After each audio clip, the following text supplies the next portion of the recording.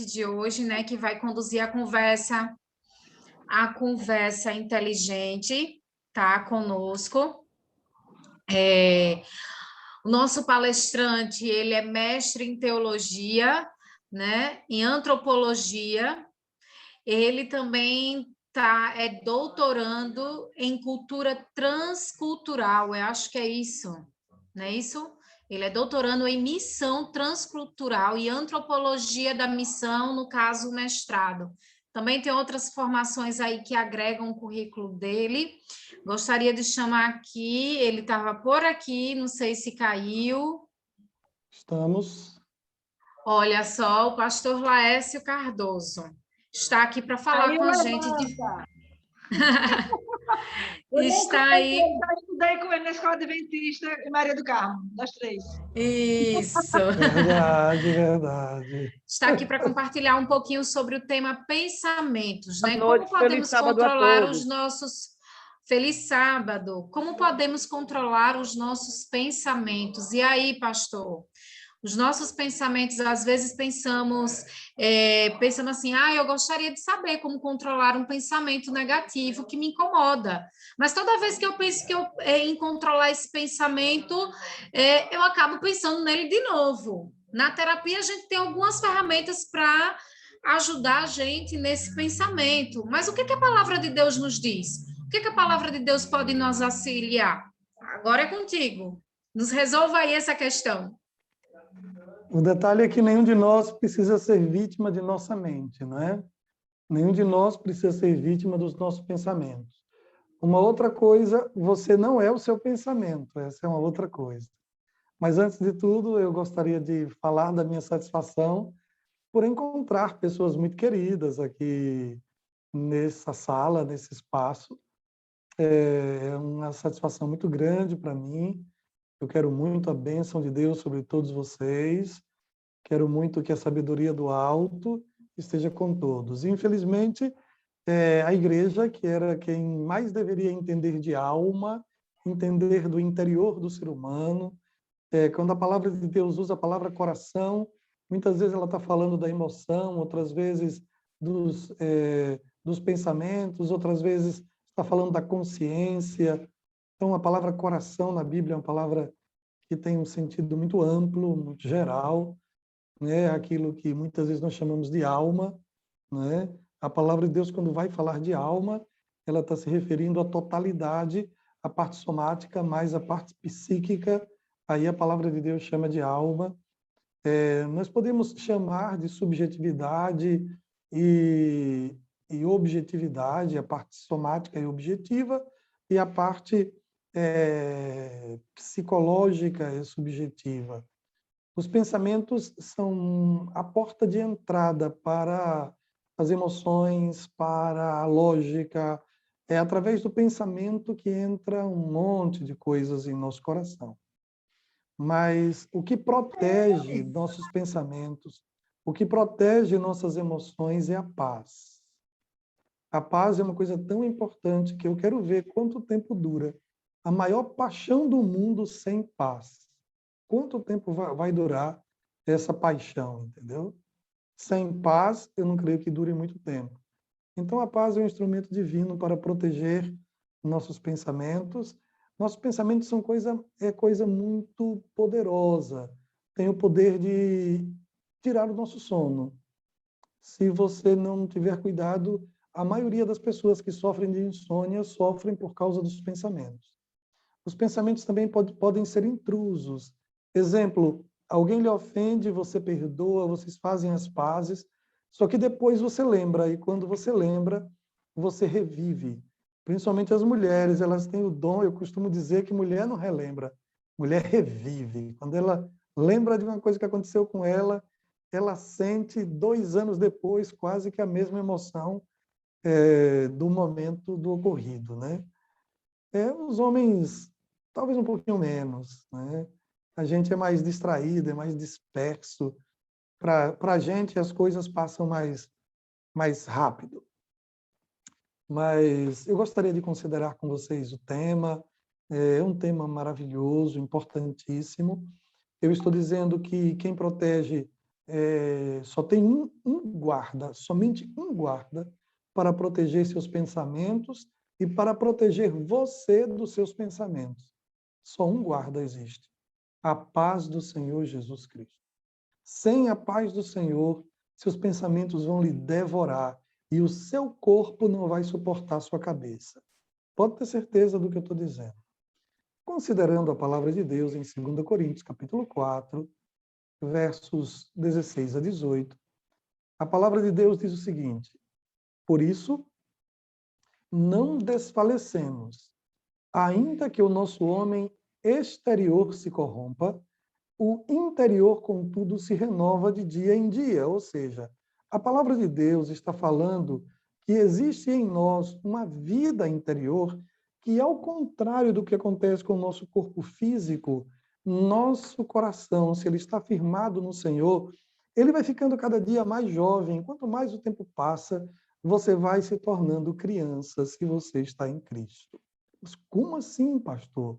É simples. Esse talvez seja o maior paradoxo do cristianismo.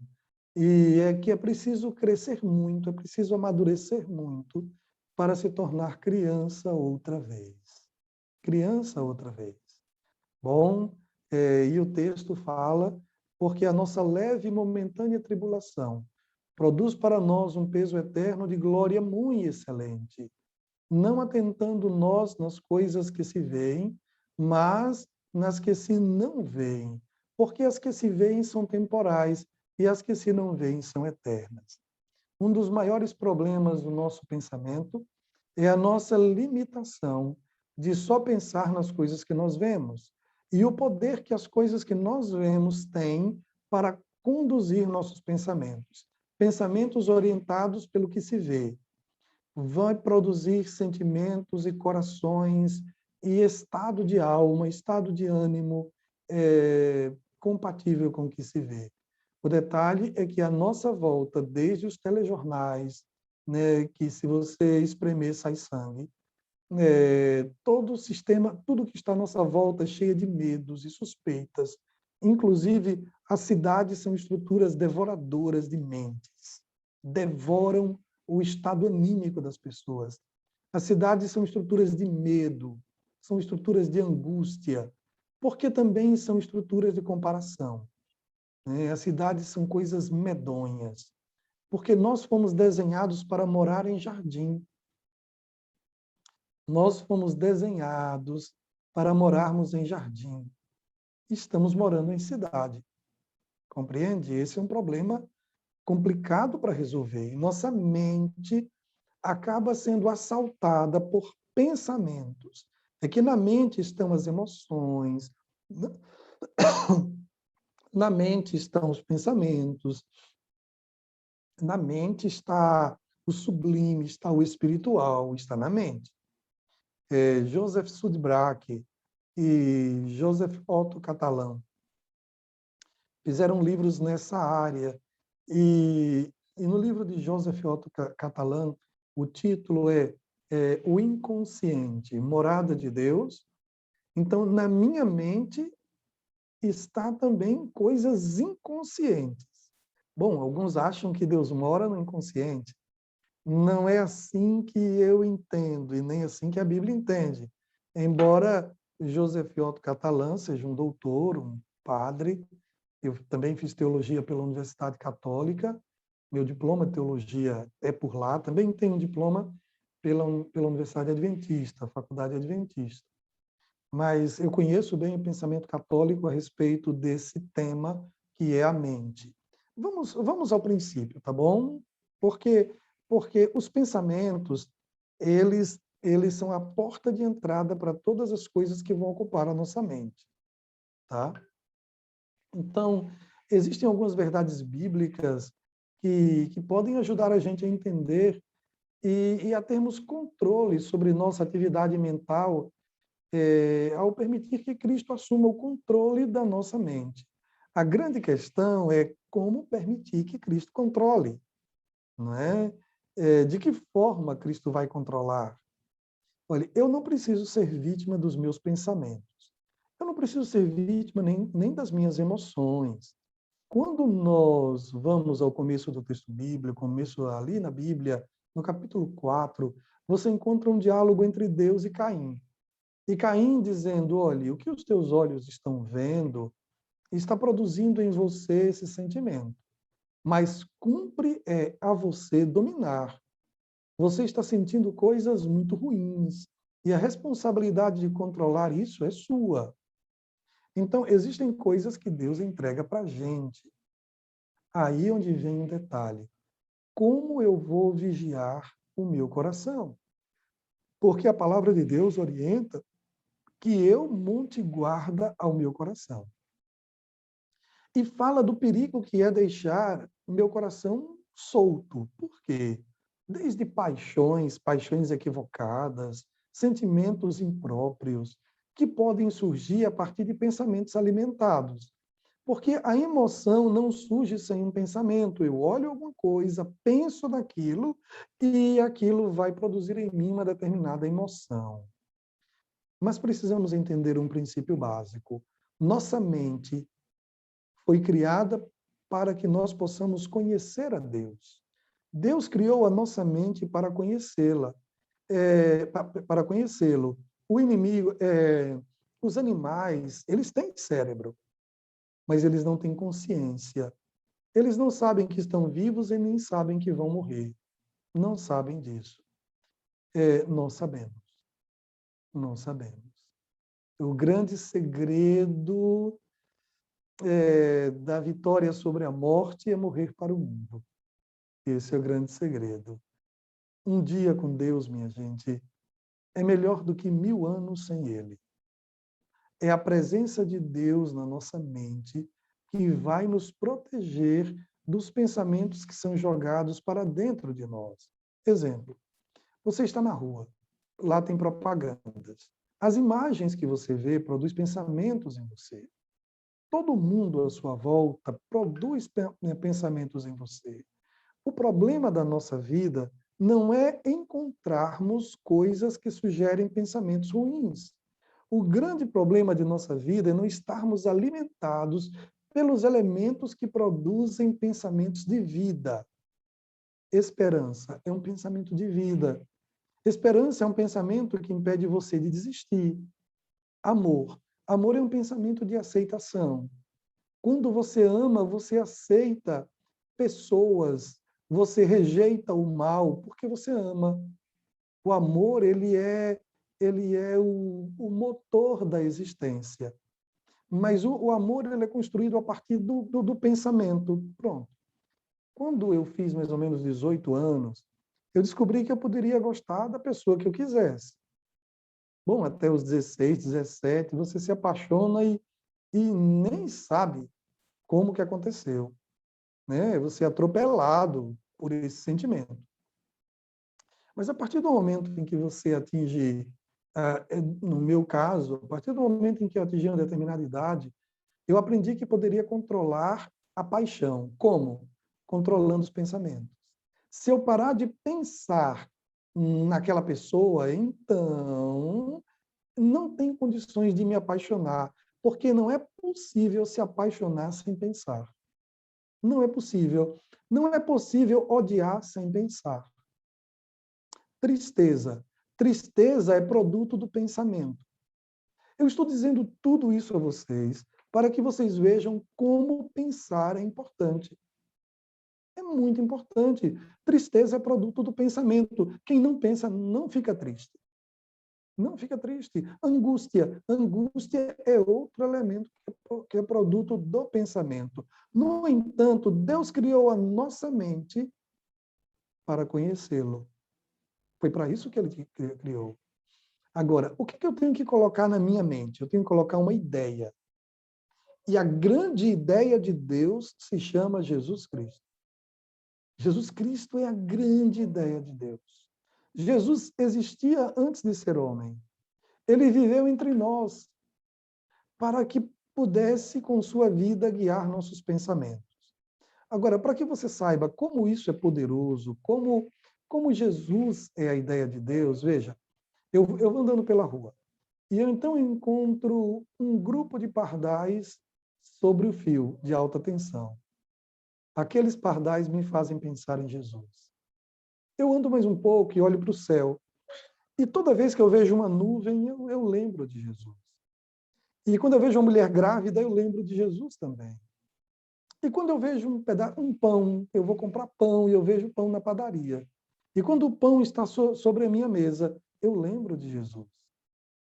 E quando eu vejo uma torneira jorrando, ou uma fonte, ou uma cisterna, eu lembro de Jesus, eu lembro dele.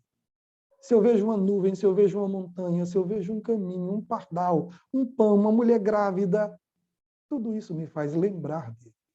Então, a palavra de Deus usa todos estes símbolos para se referir a Jesus Cristo, para que andando e vivendo e caminhando, quando eu vejo uma semente, eu lembro de Jesus Cristo. Quando eu vejo uma moeda, eu lembro de Jesus Cristo. Eu lembro das palavras dele, das parábolas dele. A porta, quando eu vejo uma porta, ele disse: eu sou a porta. Eu sou o pão vivo que desceu do céu. Eu sou a ressurreição e a vida. Quando nós olhamos o ritual do santuário, embora houvesse a morte dos animais, o ritual do santuário, o tema ali é vida.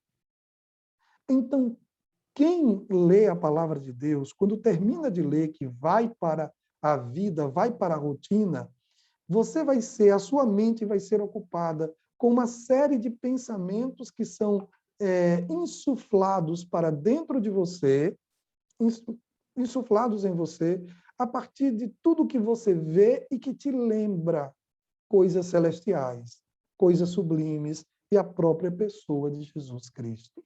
Então, se existe uma maneira de proteger o seu coração, é lendo a Bíblia. Porque lendo a Bíblia, quando você concluir a leitura que for para a vida, você vai encontrar muitas coisas que vão te lembrar das coisas do céu. Existe um detalhe, né, que a gente precisa considerar com muito carinho. Por exemplo, os nossos cultos. Os nossos cultos, o principal objetivo dos nossos cultos é nos cingir com a verdade. É colocar a verdade para dentro de nós, porque nossos pensamentos também podem nos enganar. Nossos pensamentos podem nos levar a acreditar em mentiras. Nossos pensamentos podem ser seduzidos por nossos desejos. De que forma? Nossos desejos têm um poder tão grande que eles são capazes de fazer com que nossos pensamentos defendam coisas imorais. Por exemplo, você está vivendo uma crise matrimonial. Seus pensamentos podem começar a fazer você justificar a desistência. Se você for ver mesmo o motivo que está fazendo você se separar, muitas vezes, em muitos casos, esses motivos são semelhantes aos que eu mesmo dou, mas o outro é mais consciente do que eu e não pretende se separar de mim por causa disso desse meu estilo de vida, desse meu modo de ser. Mas eu estou disposto a me separar do outro. Eu já vi situações muito interessantes. Um casal, os dois cometem o mesmo tipo de erro, mas um suporta e o outro não. E o outro não suporta. Mas os dois fazem a mesma coisa. E é incrível como alguém pode não suportar que o outro faça com ele aquilo que ele fez com o outro. É uma loucura, mas acontece. Acontece. Por quê? Porque a alma da pessoa não foi alimentada por compromissos. Porque tem pensamentos que vêm de fora, mas tem pensamentos que vêm de dentro. Exemplo, quando eu lembro que fiz um compromisso com você, é algo que veio da memória, veio de dentro de mim. E este algo me lembra do compromisso e muda meus pensamentos de vaidade, de rejeição, de divórcio, de separação. Meus pensamentos são mudados também a partir das minhas memórias. Compreende? Tristeza. Eu disse a vocês que tristeza é uma enfermidade do pensamento. Por quê? Quem não pensa não fica triste. né? Olha, o pensamento é coisa poderosa. Eu disse a vocês a princípio que ele tem o poder até de gerar insônia. Insônia. Você fica sem dormir. E agora eu fico pensando, meu Deus, uma das coisas mais importantes desta vida é que sejamos honestos com nossa própria alma. Então eu peço a você, em nome de Jesus Cristo, que você entre no seu quarto, feche a sua porta e seja profundamente honesto, honesta com sua alma. Fale com Deus sinceramente. Não diga assim, Senhor, perdoa-me todos os meus pecados. Não. Chame o pecado pelo nome. A gente gosta muito de chamar o pecado dos outros pelo nome, mas o da gente mesmo a gente não gosta. E quando a gente vai orar, a gente faz aquele pedido de perdão por atacado. Esqueça. Vá no varejo mesmo, de um por um. Apresente de um por um a Deus. Agora, deixe-me dizer uma outra coisa. Você não é os seus pensamentos. Não é. Por que não, pastor? Porque pensamentos são coisas que vêm e vão. E nada daquilo que vem e vai é você. Compreende? Então, você não é os seus pensamentos. Não é. Olha, existe um outro detalhe que é muito importante. Nossos pensamentos nos roubam de nós mesmos. Há um padre que fez um livro, até recente. O livro que ele escreveu tem como título Quem me roubou de mim? E ninguém tem mais, e nada tem mais poder debaixo do céu para me roubar de mim mesmo do que meus pensamentos. Meus pensamentos podem me levar para longe das pessoas com quem eu estou. Eu estou com você, mas meu pensamento está longe de você. Eu posso estar em adoração, eu posso estar em oração, ajoelhado, e daqui a pouco meus pensamentos são roubados e eu saio da presença de Deus, ainda estou ajoelhado, mas já estou longe de Deus. Eu estou na igreja, o louvor está na tela, a orquestra é linda, o ministro de louvor é extraordinário, os sons são agradáveis, sou convidado a louvar, abro a minha boca, mas o meu pensamento está longe. O pensamento é uma coisa terrível. O pensamento pode fazer de mim uma pessoa ausente. Agora, deixe-me dizer uma coisa para você levar para a sua vida. É a atenção que cura a separação. A atenção cura a separação entre você e cura a separação entre você e os outros. Pastor, mas como assim? Eu posso estar separado de mim? Pode. Você pode estar vivendo algo, fazendo algo, encontrando com pessoas, mas as suas respostas, sua interação será através de reflexo condicionado. Aquelas frases que você já tem, aquele só porque a pessoa está falando, mas você não está ouvindo a pessoa. Isso não foi um encontro, você não tem um encontro. Muitos de nós estamos nos enfermando porque não nos encontramos. Até nos vemos, mas você não pode chamar de encontro aquilo que não é autêntico. Ou então você diz que o encontro é inautêntico, né? Porque nós podemos nos encontrar, mas que classe de encontro é esse que, quando nos encontramos, o meu pensamento ou o seu estava longe, nós não estávamos atentos. E a atenção é a única coisa que pode curar a separação. E o pensamento tem um poder muito grande para lhe roubar a atenção.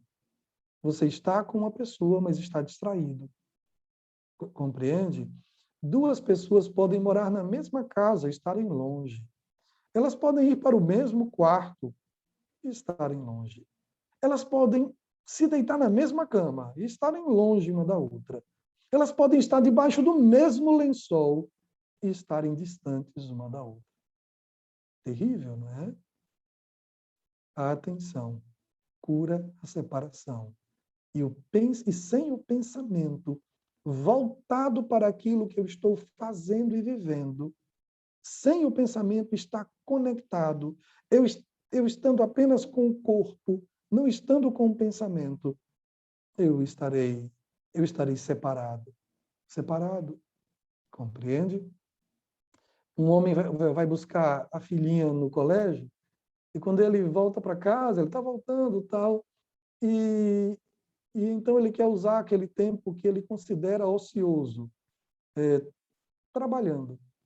A filhinha está no banco de trás, está falando sobre 1000 coisas, né? E ele está trabalhando, pensando em outras coisas. O coração dele está longe.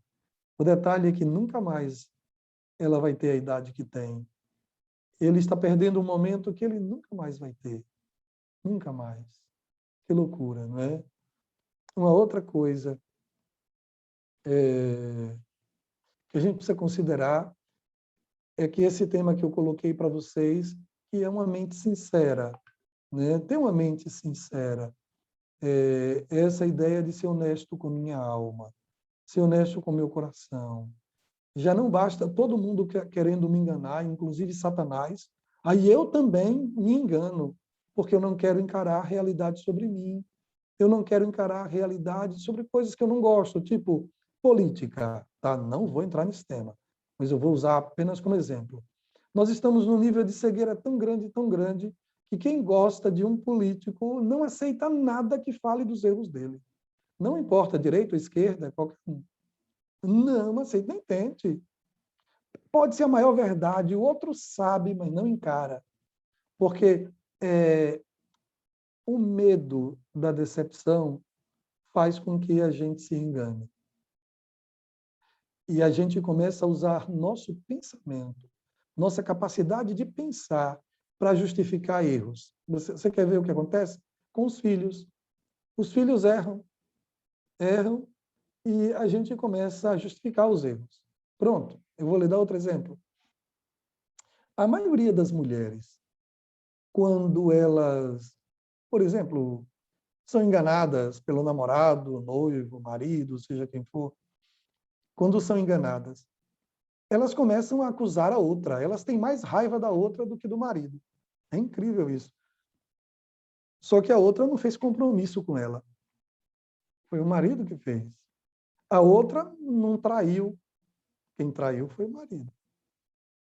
Mas elas ficam com mais raiva da outra. E constroem pensamentos que viabilizem a sobrevivência do casamento com base no engano. O engano de quase que inocenta o maridão.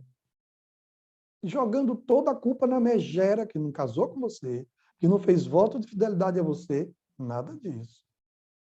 Mas é a mente que está fabricando uma realidade alternativa para que você possa salvar seu casamento.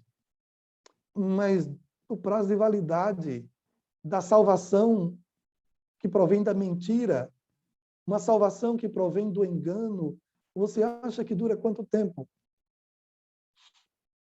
Então, seus pensamentos não podem ser usados para fazer você fugir da verdade. E os pensamentos têm esse poder de racionalizar a coisa para fazer você fugir da verdade. E isso é duro, duro, né? E os pensamentos podem ser grande fonte de angústia, de angústia. A palavra de Deus em 2 Pedro, capítulo 3, verso 1, fala sobre mente sincera, né? Uma mente honesta. 2 Pedro 3:1 está lá. Trata dessa questão. Filipenses 4:8 diz que você deve governar seus pensamentos. Quando diz assim, quanto ao mais, tudo que é bom, tudo que é amável, tudo que é puro, tudo que é de boa fama, coisas honestas, corretas e tudo mais. Se algum louvor existe, se existe alguma virtude, então que seu pensamento seja ocupado por essas coisas, né? E um elemento fundamental, estruturante, é a paz de Cristo. Eu disse a vocês que a paz de Cristo é a única coisa capaz de proteger nossa mente, nosso pensamento, né? A paz é a imunidade da mente. Sem paz, a sua mente não fica imune. Você quer que eu prove, né? Filipenses, capítulo 4, versos 6 e 7. O texto bíblico, a partir do verso 6, diz: não andeis ansiosos por coisa alguma. No verso 7 diz: então, a paz de Deus, que excede tudo que você possa imaginar, vai guardar seu coração e sua mente, seus pensamentos em Cristo Jesus. Meus pensamentos estão guardados no príncipe da paz. fora de Jesus, a culpa vai me destruir. Eu não vou conseguir me livrar da culpa.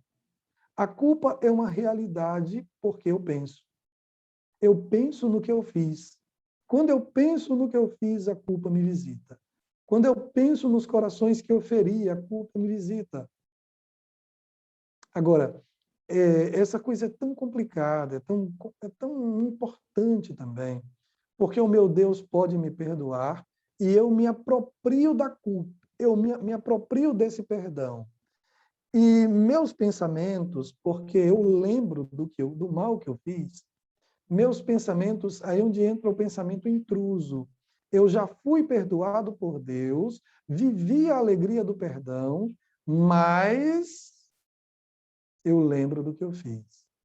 Ou eu lembro do que fizeram comigo. Pronto, eu vou lhe dar um exemplo. Você lembra de José e os irmãos dele? No final do livro de Gênesis, depois que o pai morre, os irmãos de José chegam para ele e dizem assim: olha, papai, antes de morrer, disse para você perdoar a gente e não se vingar. É interessante porque José tinha um filho. O nome do filho era Manassés. Você sabe por que José botou o nome de Manassés no filho?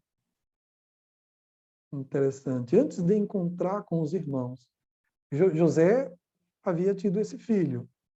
E ele botou nesse filho o nome de Manassés. E Manassés significa aquele que não releva a ofensa, aquele que esquece o passado, que esquece a ofensa. Ele colocou no filho o nome da decisão dele, porque ele sabia que os pensamentos, que a memória iria produzir pensamentos que poderiam impedir que o perdão fosse continuado. Eu te perdoo agora, está perdoado da ofensa que me fez. Que lindo, que bom, nos abraçamos e tudo mais. Mas aí amanhã, em um momento infeliz, eu lembro do que aconteceu e aí toda a raiva pode voltar. Porque eu posso ficar pensando. Depois que eu perdoar, eu preciso esquecer. E foi isso que José fez. Aquele que esquece. Mas ele não fez só isso. Ele pegou o filho e colocou no filho o nome da decisão dele. Todas as vezes que ele olhasse para o filho mais velho, ele iria perceber que não tem direito de lembrar da ofensa que foi feita.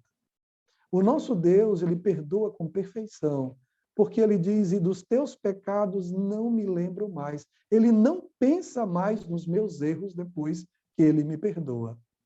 Mas aí, nem sempre isso acontece conosco.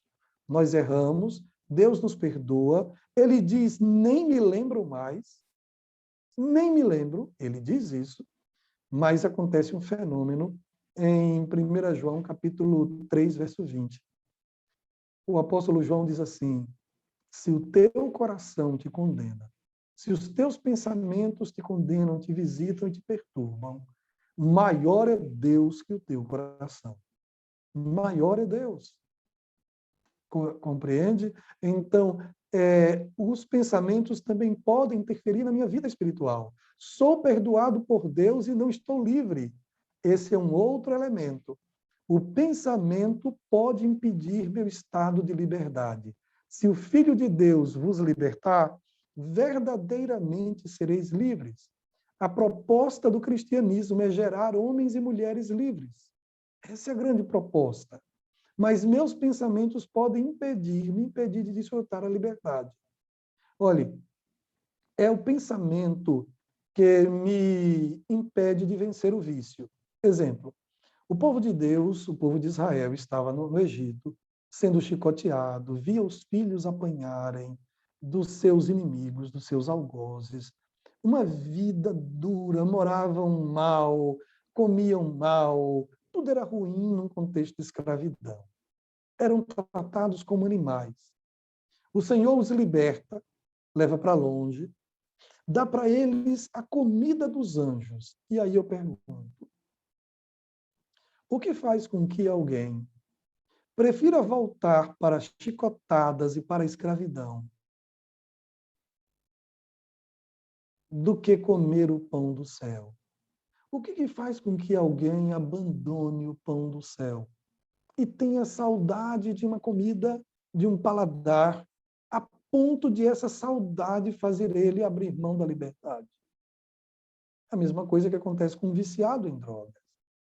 O que faz? A lembrança, a memória, pensar, deixar a mente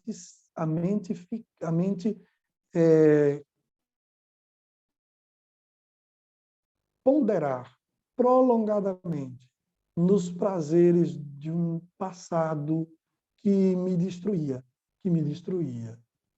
Olha, quantas pessoas recém-casadas mesmo, com 10 anos de casado, eu já conheci, que sofriam com memórias de um amor do passado. Ninguém vai voltar ao passado sem usar o pensamento. E aí pensou, aí ouve uma música, aí a música relembra. Aí depois que relembra, pensa, e aí fica com saudade, porque aquela música lembra um momento, uma situação, um alguém, a música relembra. A pessoa é casada, a pessoa é honesta, é mãe de filhos, pai de filhos, ama a família, não destruiria a família de jeito nenhum, mas está sofrendo porque deixou a mente ficar sobre uma experiência do passado e que não faz mais parte da sua realidade, é uma coisa que não está para você mais, passou, acabou. E tem que tirar o pensamento dessa experiência passada, ou vai destruir a sua família. Ver quantas coisas o pensamento pode fazer. Eu falei de destruição de muitas coisas. Eu disse que o pensamento produz angústia, produz tristeza, e eu disse que o pensamento também pode destruir a sua família. Por quê? Porque uma música pode te fazer lembrar uma experiência romântica do passado e azedar sua relação familiar. Você pode, inclusive, começar a rejeitar e começar a ver defeito em tudo que seu marido faz. Naturalmente, ele tem defeitos, né? Mas aí, o fantasma, esse alguém do passado, é como um fantasma. E nenhum homem vai conseguir chegar perto da sua imaginação.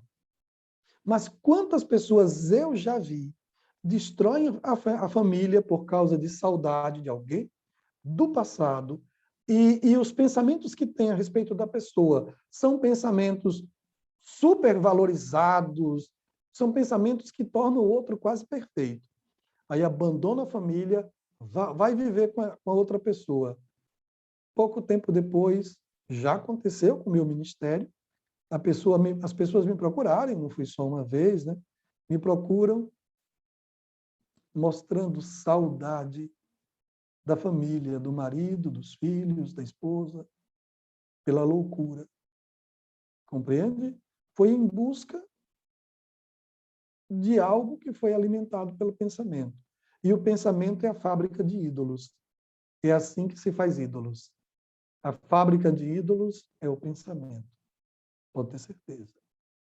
Cuide com seus pensamentos. Porque de todas as desgraças que podem acontecer, nenhuma é pior do que o seu pensamento fabricar um Deus para você.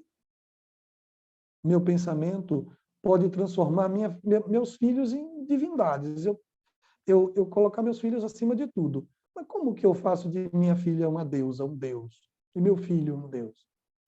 Quando meu filho transgride o mandamento de Deus, e eu não reconheço que ele transgrediu, eu coloco ele acima de Deus.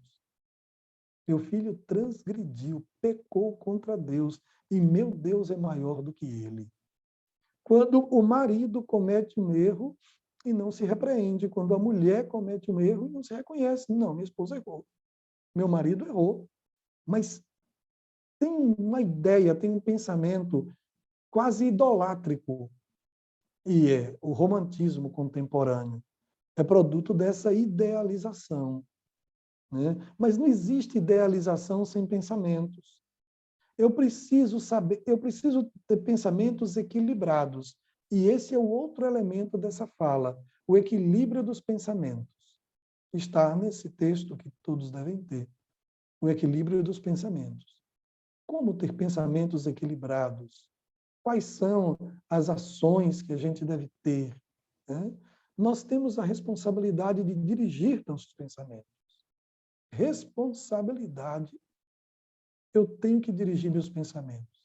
Eu não posso ser refém deles. Compreende? Agora, existe um detalhe que eu queria considerar com vocês.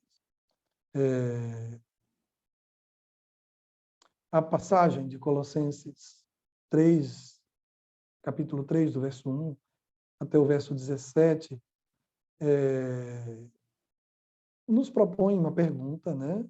Quais são as ações específicas que nós somos chamados a praticar a fim de viver o tipo de vida em Cristo que nos foi prometida?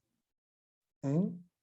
Existe um conjunto de práticas, de ações que nós somos chamados a praticar a fim de que nós possamos viver em Cristo Jesus a vida que nos foi prometida. Veja, vamos considerar a nossa vida espiritual. Para nós orarmos, nós oramos e colocamos nosso pensamento em Deus. Para ajudar nosso pensamento a ir para onde ele deve ir, a oração é cercada de um conjunto de mímicas, como fechar os olhos. Nesse ato, eu estou renunciando à minha visão de mundo, à minha visão sobre os temas sobre os quais eu estou falando com Deus. Quando eu me ajoelho, esse é um gesto de rendição. Esta mímica tem o propósito de ajudar meu coração a acompanhar a mímica. Ou seja, se eu me ajoelho e me ajoelhar é um gesto de rendição, a ideia é que meu coração também possa se render ao Senhor. Esta é a ideia. Entende? Então, essas mímicas do cristianismo têm o propósito de aprofundar nosso pensamento. Você quer um outro exemplo? A Santa Ceia. A Santa Ceia é uma experiência que tem o propósito de nos levar ao passado, nos fazendo lembrar de por que temos esperança da vida, por que nós somos salvos, o preço da salvação. E o tema da Santa Ceia é façam isso em memória de mim, ou seja, cuidado para não se esquecerem de mim.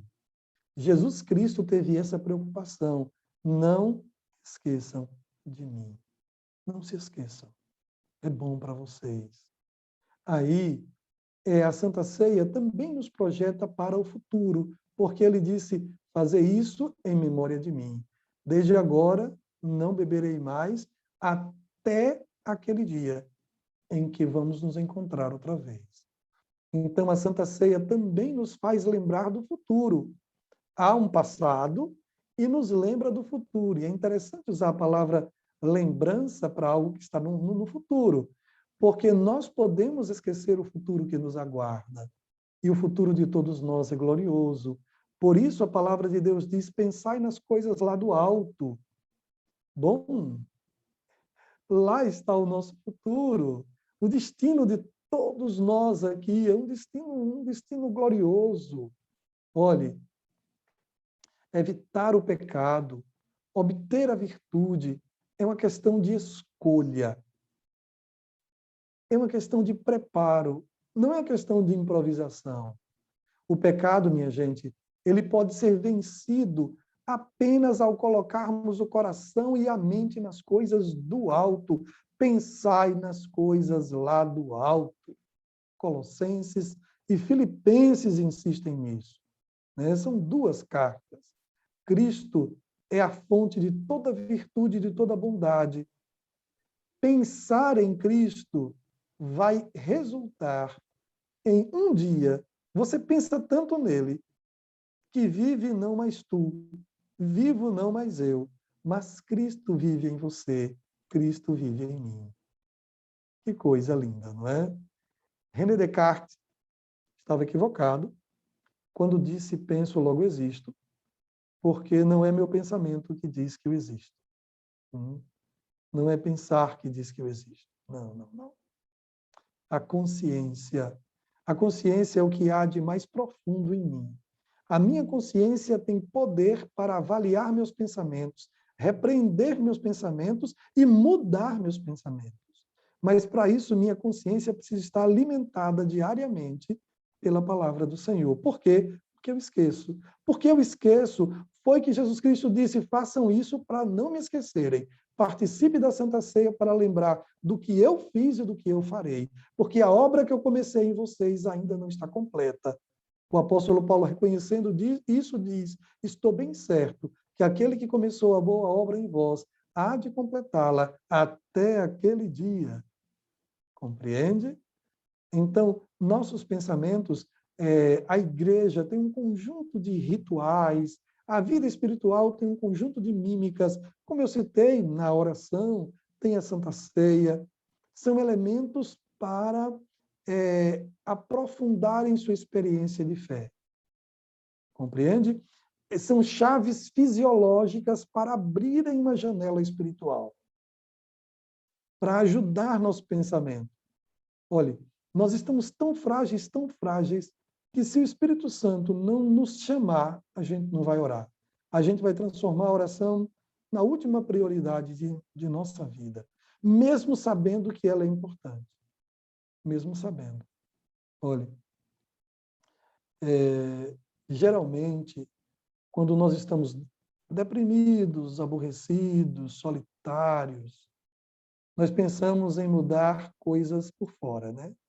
A gente pensa em mudar coisas fora. Isso seria a mesma coisa que um adolescente que não gosta das espinhas que estão no seu rosto, e então, para se livrar, ele quebra o espelho. Se alguém está deprimido, se alguém está aborrecido, solitário, essas coisas da alma, coisas trazidas para dentro de mim pelo meu pensamento. Eu pensei e essas coisas vieram para dentro de mim. Olhe, uma das coisas que mais acontece são as pessoas dizerem assim, planejarem coisas externas para resolver problemas internos. Tipo, eu vou mudar a vida, eu vou viajar, eu vou mudar de endereço, eu vou mudar o carro.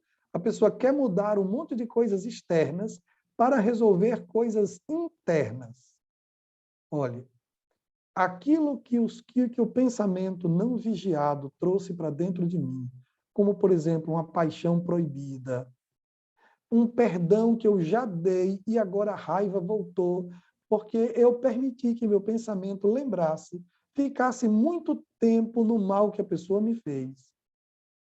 Ou o meu próprio erro, o meu Deus me perdoou, eu já fiz festa pelo perdão que ele fez, que ele deu a mim, e de vez em quando eu estou triste, me sentindo culpado outra vez.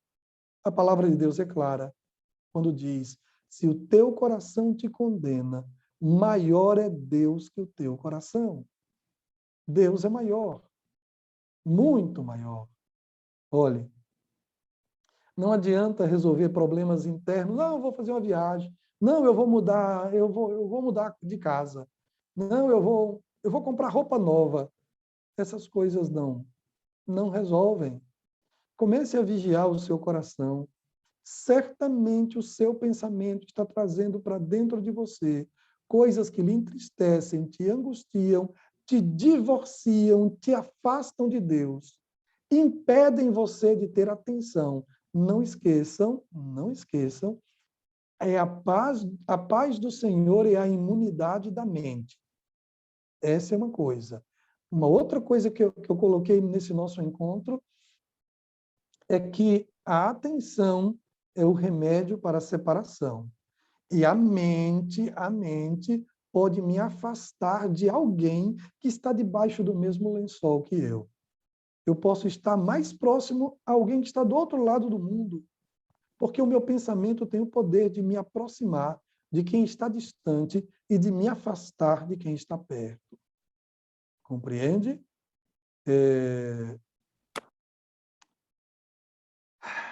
Tem muito para dizer em cima de Jung, Carl Gustav Jung. Ele tem um pensamento interessante, mas vou deixar para outro momento, porque são pensamentos longos e eu creio que, inclusive, eu já extrapolei meu tempo. Mas eu quero fechar com um detalhe conclusivo, que é o tema de que todos nós precisamos de ter um centro, e o meu centro é Cristo. Cristo é o meu centro, é o meu centro. Mas nós estamos vivendo em uma cultura excêntrica, uma cultura onde as pessoas estão perdidas, as pessoas estão confusas, compreende? Porque elas não têm um centro. Cristo é o meu centro. E você sabe o que acontece? Tudo que está em volta de Jesus se organiza naturalmente. Suas emoções vão se organizar. Seus pensamentos, idem. Suas finanças, mesma coisa. Tudo que está em volta de Jesus se organiza naturalmente. Coloque Jesus no centro de suas finanças, você vai ver. No centro de suas emoções, no centro do seu casamento, no centro da sua vida. Coloque Jesus no centro. E tudo vai se organizar. Porque tudo que está em torno de Jesus se organiza naturalmente. Deus te abençoe. Bom, alguma pergunta, algum debate, algum questionamento? Eu sou do tipo que gosta de falar o que eu tenho que falar e aí depois receber as pauladas. Quem não concorda, fala, reclama, levanta sua tese, sua teoria e a gente vai conversando, né? Então, estamos aqui para, depois dessa reflexão, ouvir as ponderações e interagir com vocês. Bom, meninas, aqui abriu, meninas e meninos, também tem vários meninos aqui, Laércio. Tem Ei, que muita romântico. gente, muitos homens, e alguns Rapaziada encontros boa. atrás, eles reclamaram, disseram, mas a gente tá por aqui, viu? Eu já fiz as minhas anotações aqui, fiz um monte de anotações aqui sobre o tema é muito instigante, né? Lembra um pouco, Laércio, que a gente estudou alguns encontros atrás, que a palestrante falava sobre emoções e ela dizia que os nossos pensamentos, ele vem por conta de eventos, acontecem alguns eventos que geram pensamentos, que através deles geram emoções e que aí determinam o nosso comportamento, né? Então, você hoje trouxe basicamente o aprofundamento nesse tema específico dos pensamentos. E aí eu queria te perguntar como é que a gente pode fazer? Existe algum mecanismo, alguma tática que a Bíblia nos fala, que você ainda não considerou hoje à noite, que fala sobre pensamentos disfuncionais? Como a gente evitar esse tipo de pensamento? É simples, é vigiar o coração. Veja, eu estou aqui agora segurando o meu telefone.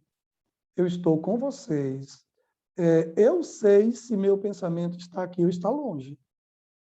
Só tem uma forma, é vigiando. E é o que a palavra de Deus diz, vigiar o coração. Você acha que quem é que vai vigiar o meu coração?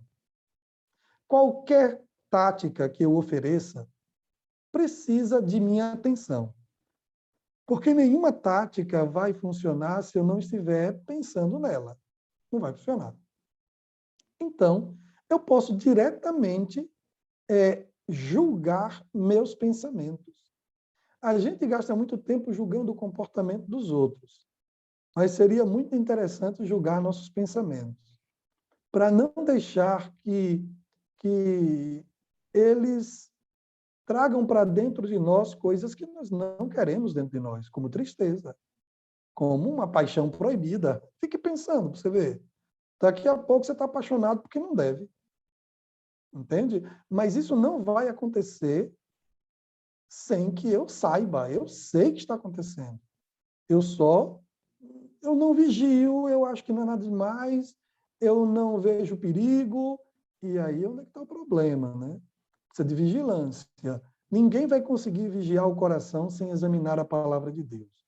Ninguém vai conseguir vigiar o coração sem oração. Porque na oração eu posso ter uma conversa sincera com Deus. Exemplo, Davi. A gente lê o texto bíblico e a gente vê que Davi viu a Batseba. O problema de Davi não foi o que ele viu. Ele viu uma mulher sem roupa. O problema dele não foi esse. O problema de Davi foi o que ele não viu. Eu duvido que ele tivesse se apaixonado por ela se ele tivesse visto que essa paixão iria matar 4 filhos dele.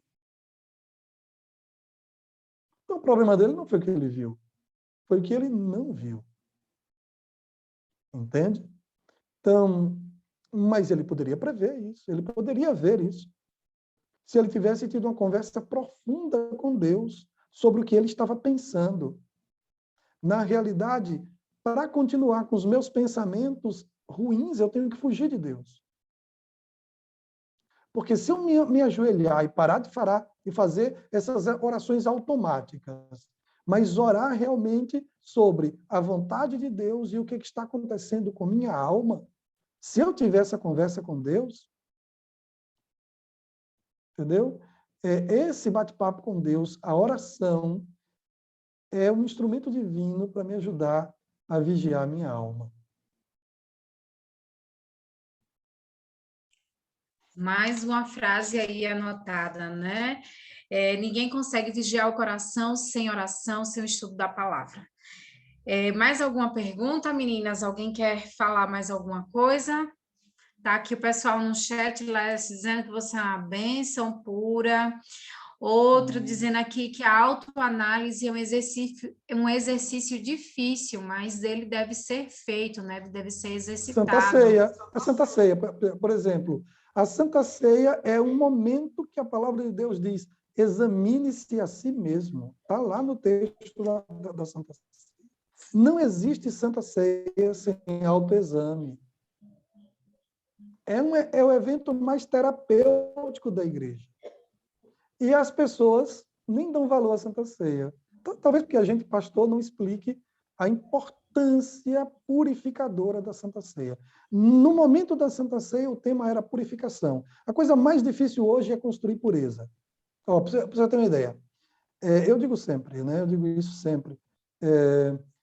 Poucas coisas são tão agradáveis, tão gratificantes, quanto abraçar, por exemplo, a esposa depois que ela sai do banho. O cheirinho, a pele. É tão bom abraçar a esposa depois que ela sai do banho. Muito agradável isso. Mas melhor do que abraçar alguém que saiu de uma ducha é abraçar alguém que foi lavado pelo sangue de Cristo, que está limpo de coração. E você pode oferecer essa pessoa dentro de sua casa. Você pode entrar no seu quarto e não no banheiro, e no banheiro você limpa o seu corpo. Mas no seu quarto você limpa a sua alma. E aí você sai do seu quarto limpo de coração. Você sabe o que é isso? Isso vai produzir olhar de criança, sorriso de criança, palavras amáveis, cortesia. Por quê? Porque saiu do quarto um novo homem. Entrou um homem culpado, um homem manchado, um homem entristecido, magoado, e saiu dali um novo homem, puro, restaurado, limpo de coração. Amém. A Jamile colocou aqui que a lição que ela tirou de hoje foi que os pensamentos geram sentimentos e esses sentimentos geram reações. É isso mesmo, Écio? Comportamentos. Isso mesmo. E pense no mundo todo. Olha.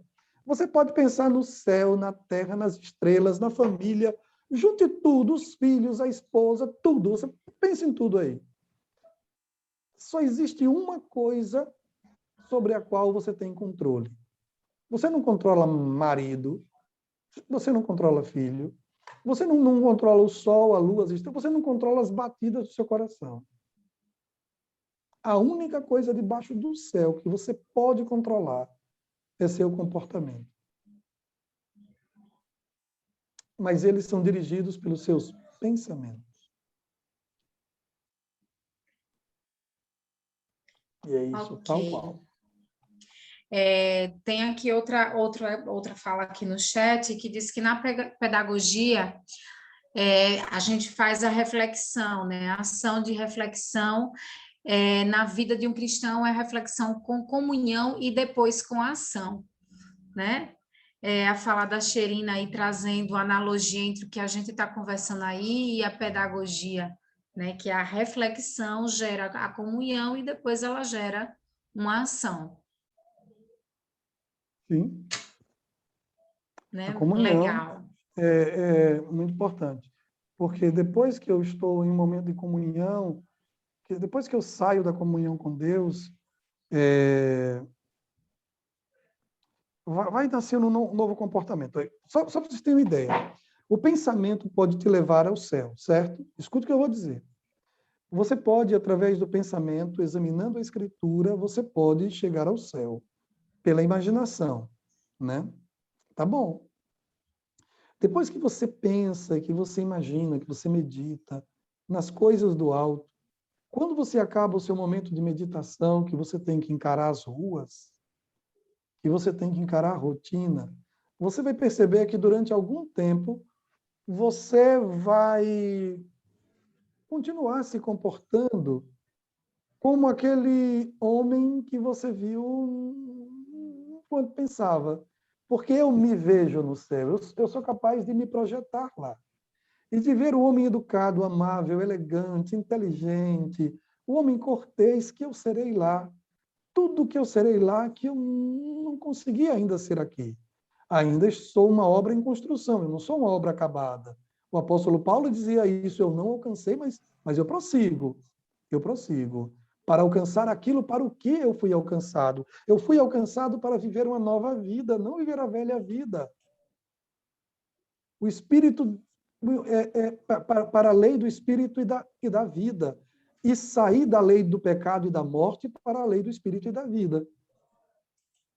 Uma nova lei, um novo regime. E aí eu examino a Escritura e consigo ver a beleza que será o céu. E eu me vejo no céu, eu me vejo servindo, trabalhando, comendo, passeando, desfrutando, eu me vejo conhecendo, eu me vejo me relacionando no céu. E quando eu saio dessa meditação, que eu volto para a minha vida ordinária, minha vida comum, minha vida para a minha agenda, durante muito tempo eu continuo me comportando como o homem que eu vi por imaginação no céu. Porque dentro de mim ainda existem essas duas faculdades. A faculdade da imaginação e a faculdade da memória. Através da memória eu vou ao passado. E através da imaginação eu posso ir ao futuro, né? Massa, massa.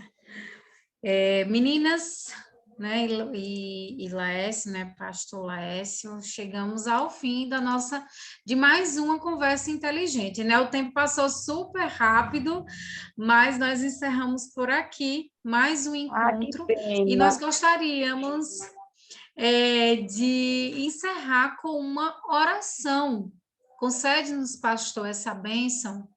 Sim, é um prazer para mim. Esse povo é amado. Eu fico só vendo os nomes aqui aparecendo no chat, né? Eu fico vendo os nomes, para mim é uma curtição. Quero muito bem a vocês. Não vejo a hora de chegar o fim do ano para eu revê-los, sair de férias, fazermos a Santa Ceia juntos. Olha, tá, lembrei agora. Final do ano a gente está junto, se Deus quiser, né? Todo ano, sempre Deus dá essa alegria, esse privilégio. E para mim é sempre bom rever vocês. Vamos orar. Obrigado, Pai querido, por tua bondade, tua santidade. Obrigado por esse espaço, Senhor, que conduz nossos pensamentos a algo de valor eterno. Louvado seja o teu nome por este encontro, por tua igreja, porque a tua igreja é a única estrutura nesse planeta que busca tirar o meu ego do centro da minha vida. Por isso eu quero te louvar neste momento, Senhor. Louvar profundamente, porque a tua igreja é minha amiga porque ela luta junto comigo contra o meu inimigo, o meu eu não convertido. Louvado sejas por tua santidade, por tua presença nesse encontro. que a tua bênção esteja com todas as vidas, com todos os corações que estão aqui nesta hora, em nome de Jesus. Amém. Amém. Amém. Obrigada, pastor, né, por Ok. estar compartilhando a palavra conosco. Semana que vem, meninas, temos mais um encontro. Semana que vem vamos estar falando sobre a depressão. Olha só, é um tema bem forte. Nós vamos estar com uma convidada muito especial que vem lá do norte se encontrar aqui com a gente através da oportunidade que nós temos, que é a plataforma online. Ela vai estar lá conversando conosco sobre esse assunto. Então, que Deus seja louvado pela vida de vocês que fizeram aqui presentes, se fizeram presentes hoje, e que nós possamos, durante toda essa semana, cultivar pensamentos de bênção, pensamentos de paz, que assim como Deus tem ao nosso respeito. Que Deus abençoe a cada um de nós aqui, um bom sábado, um bom descanso para todo mundo. Tchau, Amém. gente. Tchau. Tchau, tchau. Boa noite. Boa noite. Tchau, tchau. Boa noite. Tchau. Saudade, Cris. Saudade.